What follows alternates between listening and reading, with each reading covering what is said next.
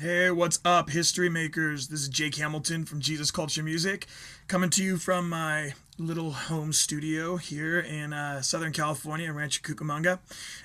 We're just stoked that we're going to get to be with you guys in May.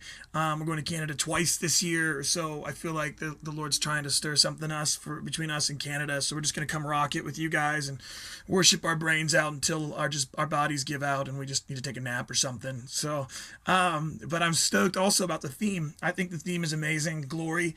But it was actually one of the first messages I ever preached in church years and years ago. We planted a church out of a Baptist church that was called The Flip Side, and we planted that here in Rancho Cucamonga with some of our friends. And I was the worship leader and the arts guy. And one of the first times I preached, this passage in Exodus 33 is where I landed. And I just thought how powerful of a passage it was that a man, flesh and bone, would go before God and say, like, I want to see you. Like, I don't want to just hear from you. I'm not just interested in what everybody else gets. Like, I want the behind the scenes tour of this deal, because I've given up a lot. I think I've sacrificed a lot, and I just want to, I want to see, and the context of it is simple.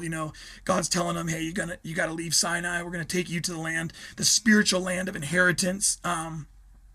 And the land of Abraham, Isaac, and Jacob. We're going to go back there. We're going to go back to that land. And Moses is like, I'm not really sold on this, but I want to know that if I go, that you're going with me. Because how will everybody else know that we're different if you're not with us?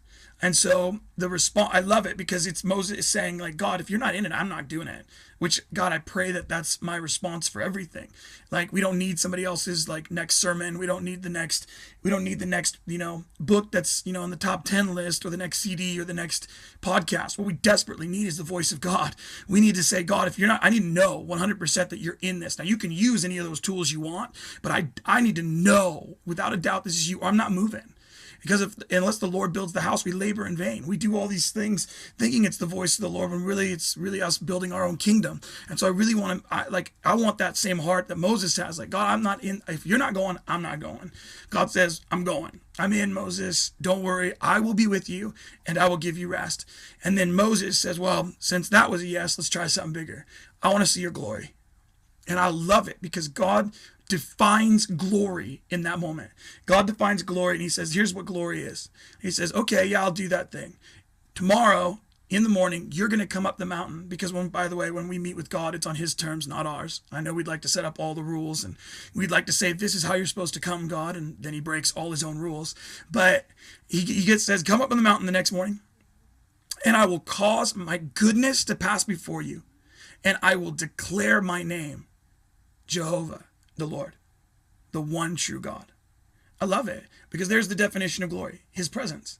The thing about it is only a real son and a real daughter can ask for the real presence of a real father. And that's literally what he does. He says, as a son, he comes to him, not as a servant. He says, I want to see you. I want to be with you. I want to spend time with you. Like, I've gotten all these great things about you, but I just want to be with you. I want to see your glory. And as a sons and daughters, the main mark of a son and a daughter is that they are confident in love. That's how I would define it. Like, a son and a daughter is confident in love. My kids could come to me and ask anything they want, and I'm not going to put a demand on them and a return. I'll give it to them because they're my kids. Now, I'm not going to spoil them rotten, which I probably do too much. But the truth is, his goodness actually knows no bounds. So he gives even when we don't deserve. He loves even when we run away. He shows grace even when we're in rebellion. This is what he does. And he says, I'm going to show you what real glory looks like. It's me coming and being with you. Oh, you want my glory? That's my presence. And we have no definition for what that looks like, because one time it can look like his judgment, and one time it could look like his grace, and they're both the same.